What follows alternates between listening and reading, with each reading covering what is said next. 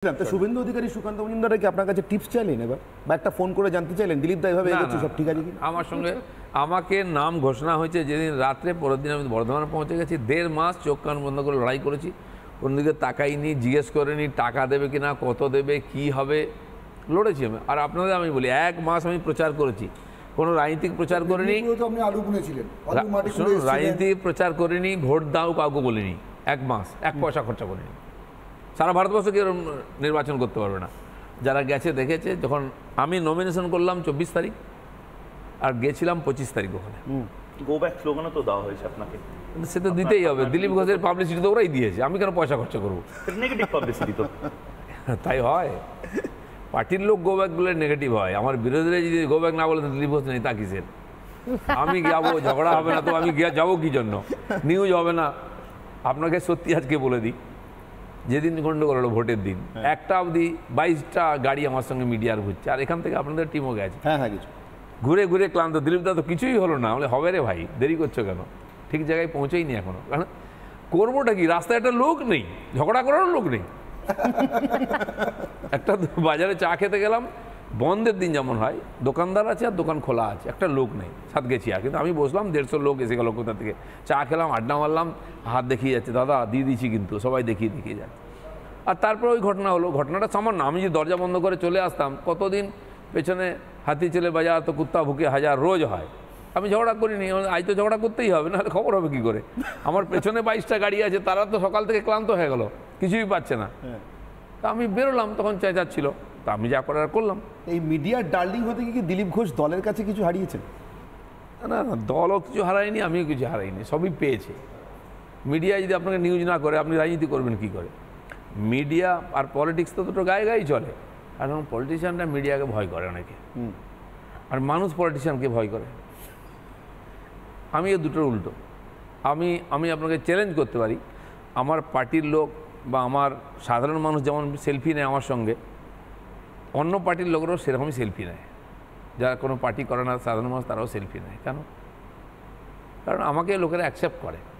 আমি আমার আদর্শের ব্যাপারে কোনো পাক্কা নেই। আমাকে কেউ অফার করে না তুমি পার্টি ছাড়ো, জানে কোনো লাভ নেই, কিন্তু আমাকে ভয় করে না যে অন্য পার্টি আমাকে কীভাবে নেবে।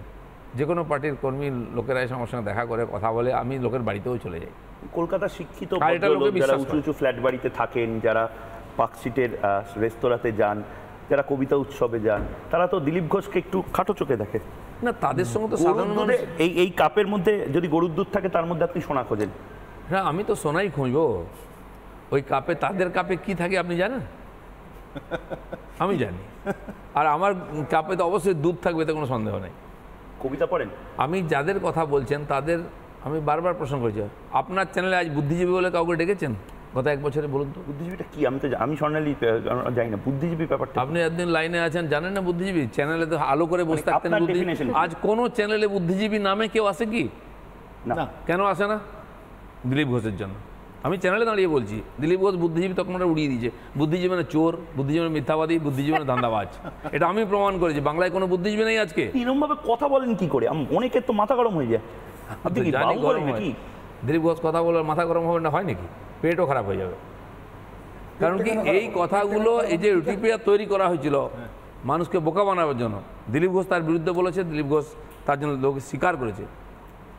আর এটা আমি বলবো। আর এই যে মিথ্যা সমস্ত তকমা নিয়ে ঘুরে বেড়াতে কিছু লোক করে খেত, সে ধান্দা বন্ধ করে দিয়েছি আমি আজকে। কীরকম? বললাম যে বুদ্ধিজীবী কথাটাই উঠে গেছে বাংলা থেকে। ঝাঁকে ঝাঁকে বুদ্ধিজীবী রাস্তায় ঘুরতো, আজ একটা খুঁজে দেখেন আপনি পাবেন না।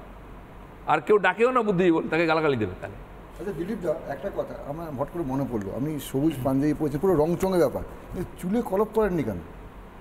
আরে সিনিয়রিটিও তো লাগে না।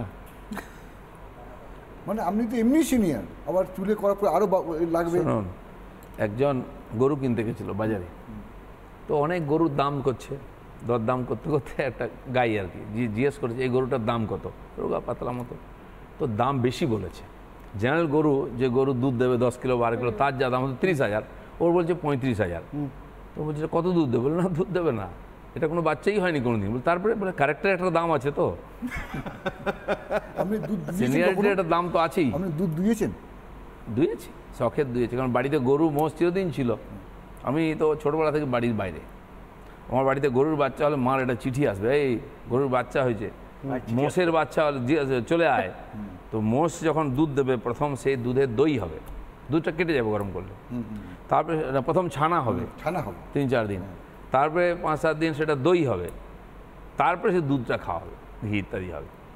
তা আমাকে যেতে হতো বাড়িতে দুধ দই খাওয়ার জন্য, এটাই মায়ের ইচ্ছা, আর কিছু না। দিলীপবাবু, আপনি যে বলছেন আপনি তখন একজন এক্সিকিউটার, মানে আপনাকে প্ল্যান ট্যান করে সব দিয়ে দেওয়া হয়, আপনি রূপায়ণ করে থাকেন। নরেন্দ্র মোদীর এই গত 10 বছরটা শুধু এক্সিকিউটারদের নিয়ে। আমি একটা ছোট্ট উদাহরণ দিচ্ছি, ধরুন মনমোহন সিং এত বড় অর্থনীতিবিদ, আরবিআইয়ের গভর্নর ছিলেন, দেশের হাজার হাজার টন সোনা বন্ধক পড়ল। সেটা মোদি নিয়ে আসছেন আবার কষ্ট করে, এবং যাকে দিয়ে নিয়ে আসছেন, যিনি আরবিআইয়ের গভর্নর, তার সঙ্গে অর্থনীতির দূর দূরান্তে কোনো সম্পর্ক নেই। সেটা নিয়ে অনেক কথা হয়েছিল, এই বুদ্ধিজীবীরা অনেক কিছু বলেছিলেন, শক্তিকান্ত দাস অর্থনীতি বোঝে না, আরবিআইয়ের চেয়ারম্যান হয়েছে, তিনি দেশের সোনা ইংল্যান্ড থেকে ফেরত আনছেন। দিলীপ ঘোষের মনে হয় না নরেন্দ্র মোদীর 10 বছর, আমারও 10 বছর সাংসদ হিসেবে আমিও কেন্দ্রে যাই, কিছু রূপায়ণ করে দেখাই, মন্ত্রী অর্থনীতি বোঝে না সবাই বলেছিল।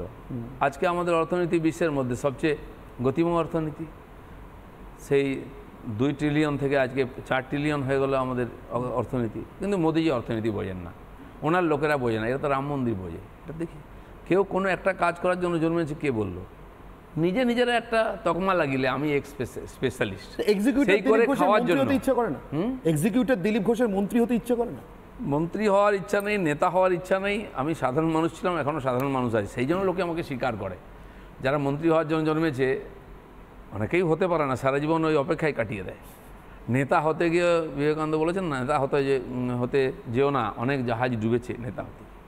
তো এগুলো তো জেনারেল, কিন্তু মানুষের মধ্যে একটা আকাঙ্ক্ষা থাকে, তো ইচ্ছা, সে কোনো কিছু শুনেন, তার জন্য যা করার করতে গিয়ে এই যে গণ্ডগোলগুলো হয় রাজনীতি, তার পেছনে একটা বড় কারণ ওটাই। সেজন্য আপনার ইচ্ছা না থাকলেও আপনাকে অনেক কিছু করতে হবে। এবারে তো আমার বর্ধমানে যাওয়ার ইচ্ছা ছিল না, আমি জানি এখানে সাংসদ আছি, আমি 2 মাস আগে আমার সব কাজ কমপ্লিট করে দিয়েছিলাম। আর এই জন্য যে আমাকেও অন্য জায়গায় প্রচার যেতে হবে, তো আমি 1-1.5 বছর যে কাজটা করেছি আমাকে 1.5 মাসে করতে হয়েছে বর্ধমানে গিয়ে, কিন্তু আমি করেছি। আমি যদি ওখানেও করতে পারি, আমি এখানেও করতে পারি। রাজনীতি যে বিজনেসটা ভালো বোঝে, সে কাপড়ের বিজনেস করতে পারে, নাহলে লোহার বিজনেস করবে, নাহলে চালের বিজনেস করবে। বিজনেসে কিছু তো থাকে বিষয়, সেটা আগে জানতে হবে।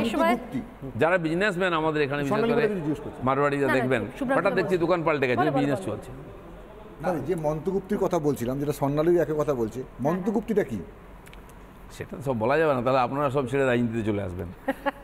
সব জিনিসের একটা কোর জিনিস থাকে, লেখাপড়া বলুন, শিক্ষা দেওয়া, শিক্ষা নেওয়া, বিজনেস করা, খেলাধুলো করার মধ্যে মূল একটা জিল থাকে, জিনিস থাকে, সেটাকে আপনাকে জানতে হবে। আর এটা বোঝারই চেষ্টা করতে হবে প্রথম আপনাকে, যে রাজনীতি মানে কি। আমি তো কোনোদিন রাজনীতি করিনি, আমার বয়সও একটা পার হয়ে গেছে রাজনীতি। আমি 52-তে এসে প্রেসিডেন্ট হলাম, তখন রাজনীতি শিখতে হয়েছে আমার। আর কার কাছে শিখবো? আমার পার্টিতে কে ছিল সফল রাজনীতিবিদ যার কাছ থেকে শিখবো? তপনদা তখন অস্তাচলে চলে গেছেন, যে সফল বলা যায়। তা আমাকে তো কেউ শেখায়নি, বরঞ্চ বিরোধিতা হয়েছে। এ তো কিছুই বোঝে না, একই রাজনীতি করছে, পার্টির মধ্যে 5 বছর চলতে পরের মাসে দিলীপ ঘোষ পাল্টে যাবে, যেগুলো হয়। আমি কিন্তু পেছনে তাকাইনি কখনো, এখনও তাকাই না কে কী বললো, সামনেই তাকাই। আর সামনে তাকিয়েছি বলে সামনে এগিয়েছি, লোকে অ্যাকসেপ্ট করেছে।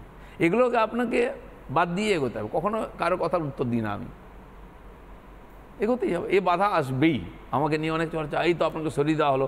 আর যদি আমাকে সরিয়ে দেওয়া হয় ওখান থেকে, রাজনীতি এটা নতুন নাকি? কাউকে সরিয়ে দেওয়া, কাউকে সাইড করা, এটাকে আপনাকে ফাঁকা রাস্তা ছেড়ে দেবে নাকি? মমতা ব্যানার্জির সঙ্গে হয়নি, নরেন্দ্র মোদীর সঙ্গে হয়নি, মানে সফল লোকেদের কথা আমি বলছি, বাকি তো রোজই হয়। তো দিলীপ ঘোষ কোন ক্ষেত কি মূলি, তার সঙ্গে হবে না।